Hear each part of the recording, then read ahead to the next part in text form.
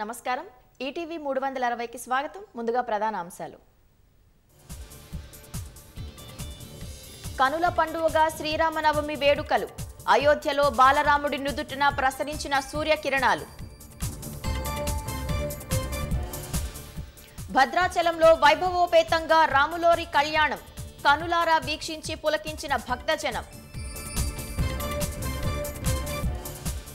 దేశవ్యాప్తంగా ఘనంగా శ్రీరామనవమి ఉత్సవాలు హైదరాబాద్లో మరికొద్ది సేపట్లో శోభాయాత్ర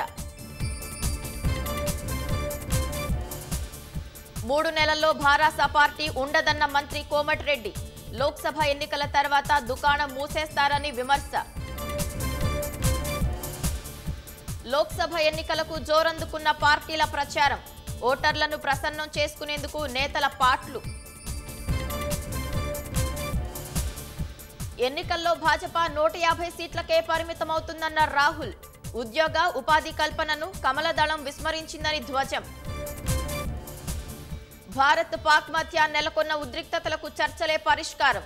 మరోసారి ఇరు దేశాలకు సూచించిన అగ్రరాజ్యం అమెరికా